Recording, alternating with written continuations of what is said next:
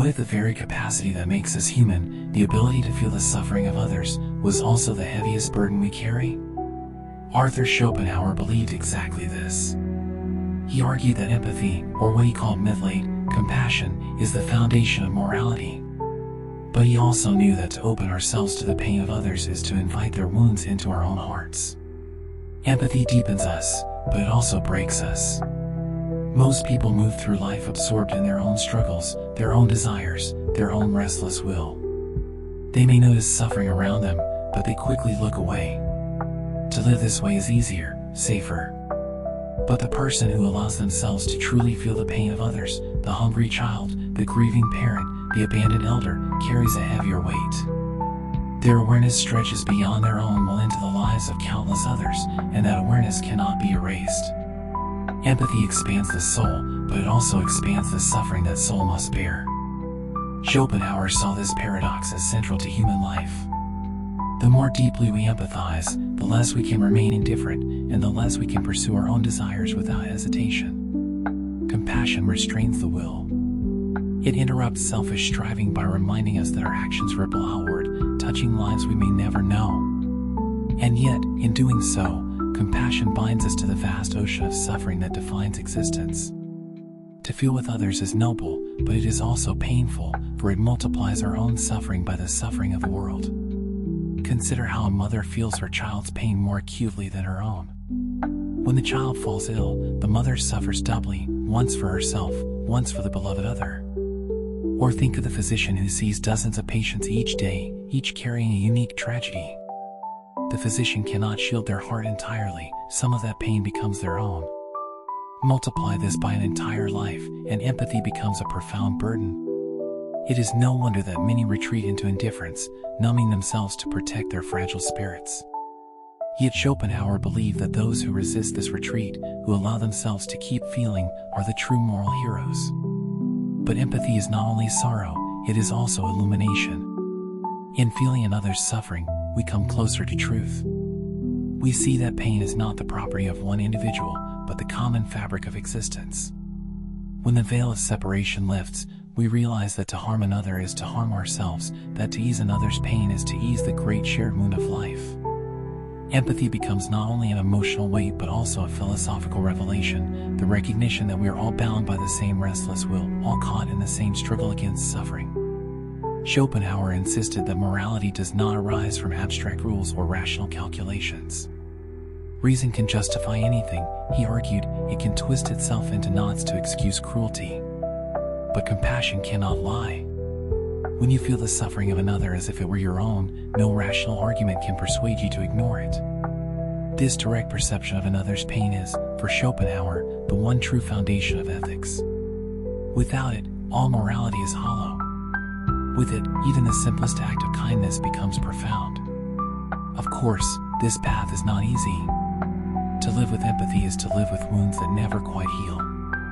It is to wake each day aware not only of your own burdens but of the burdens of countless others. It is to feel the weight of the world pressing on your chest. But Schopenhauer suggested that in bearing this weight, we discover a strange kind of dignity. For while empathy multiplies suffering, it also multiplies meaning.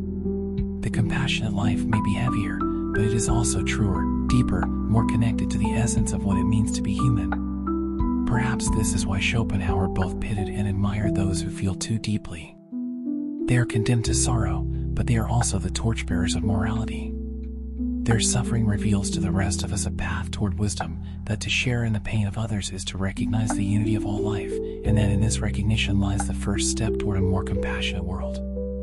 If the first tragedy of empathy is that it multiplies suffering, the second is that it demands transformation. Once we have allowed the pain of others to enter our own heart, we cannot remain the same. Schopenhauer argued that compassion does not leave us neutral, it pushes us either toward withdrawal or toward moral action. And it is in this tension that the true weight of empathy is revealed. Consider the person who feels deeply the suffering of strangers. When they see hunger, cruelty, or injustice, they are not mere observers. Their heart responds as though the wound belonged to them. This makes life heavier, but it also makes their choices clearer. They cannot chase their own desires without remembering the faces of those who cannot. They cannot celebrate success without remembering those for whom success is impossible. Empathy becomes a voice that interrupts self-interest, reminding them that the world is larger than their will. Yet this interruption often brings exhaustion. To feel the pain of others constantly is to live with a kind of moral fatigue. One cannot ease every sorrow, cure every illness, or prevent every tragedy. The empathetic person quickly discovers the limits of their power, and this realization can crush the spirit. Many who are sensitive to suffering retreat from the world altogether, overwhelmed by the enormity of its weight. They withdraw not out of selfishness, but because their heart cannot bear the endless flood of pain. And still, Schopenhauer believed that empathy could guide us to a higher wisdom if we endured its burden. To suffer with others is to see life more truthfully. The illusions of ambition, vanity, and ego lose their charm when measured against the raw reality of shared suffering. The empathetic person may live more heavily, but they also live more honestly. In their sorrow lies clarity, and in their clarity lies the seed of wisdom. This wisdom reshapes how we act. Acts of kindness, however small, begin to carry enormous weight.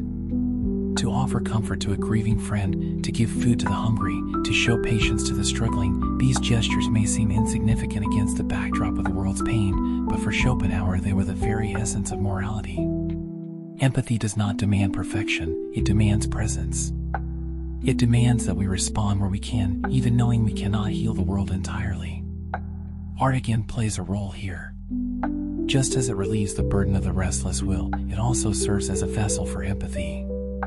A novel that tells the story of a stranger's sorrow, a painting that captures the loneliness of a forgotten figure, a piece of music that carries the weight of unspoken grief, all these works allow us to share in suffering that is not our own. They expand the borders of our compassion, deepening our humanity.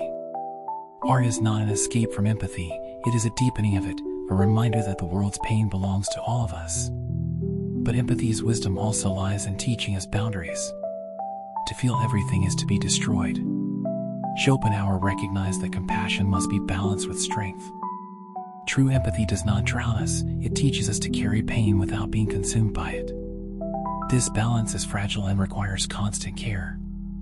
It is the work of a lifetime to keep the heart open without letting it shatter. In this way, empathy becomes not just an emotional state but a discipline. It is the practice of allowing suffering to touch us, but not break us, of letting it shape our actions, but not erase our joy. It is a heavy practice, but one that gives life its deepest meaning. For Schopenhauer, to live without empathy was to live shallowly, but to live with it was to carry the world. And to carry the world is both the greatest sorrow and the greatest wisdom we can know. If the second tragedy of empathy is exhaustion, the final one is transcendence. Schopenhauer believed that compassion, while it multiplies suffering, also points toward the highest possibility of human existence, the recognition that life is not about the triumph of the individual will, but about the quiet solidarity of all beings. Empathy, in its deepest form, transforms from a burden into a kind of liberation. When we allow the suffering of others to enter us, we first feel crushed. The pain seems endless, the responsibility overwhelming. Yet if we remain with it, something remarkable begins to happen. We start to see that our suffering and the suffering of others are not separate at all. They are woven from the same fabric, threads of the same restless will that Schopenhauer described. To recognize this unity is to loosen the grip of ego. It is to stop seeing ourselves as isolated centers of desire and begin to see ourselves as part of a larger whole. This shift carries profound implications. Suddenly, acts of kindness are not simply altruistic, they are expressions of truth. To ease another's pain is not charity, but a recognition of shared being. To harm another is not just cruelty, but self-destruction. The world becomes less a battlefield of competing wills and more a fragile network of shared vulnerability. Empathy becomes not just a moral duty, but a revelation of reality itself. Of course, this vision does not erase suffering. Life remains heavy, and compassion ensures that we feel more of its weight, not less. But the meaning of that weight changes. Instead of crushing us, it grounds us. It reminds us that existence is not defined by personal triumph, but by connection. And in that connection, a different kind of peace appears, not the shallow peace of fulfilled desire, but the deeper peace of solidarity with all life. Think of the moments in your own life when empathy has cut through isolation.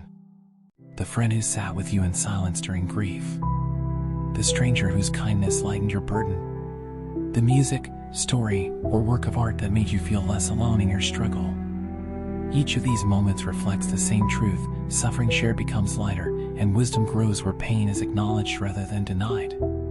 This is the paradox Schopenhauer saw, that empathy both multiplies and eases suffering, binding us more tightly to life even as it reveals its harshest truths. In this way, empathy becomes a teacher. It teaches us humility, reminding us that our own pain is not unique. It teaches us patience, for others are carrying burdens we cannot see. It teaches us strength, as we learn to hold sorrow without turning away. And ultimately, it teaches us wisdom, that the meaning of life does not lie in escaping suffering, but in sharing it, transforming it, and finding dignity within it. Schopenhauer's philosophy was often labeled pessimistic, yet within his reflections on compassion lies a quiet hope. He did not deny the heaviness of existence, but he believed that empathy could make it bearable, more than bearable, meaningful. For though empathy opens us to sorrow, it also opens us to love. It allows us to see that even in a world filled with pain, there can also be beauty in how we respond to it. So the weight of the world is indeed heavy, and empathy ensures that we carry more of it. But in carrying it, we also discover who we are. We discover that wisdom is not the absence of pain, but the courage to share in it. And perhaps, in that shared burden, we find the closest thing to redemption Schopenhauer's philosophy allows, the simple, profound truth that though life is suffering, it is also compassion, and in compassion lies our greatest strength.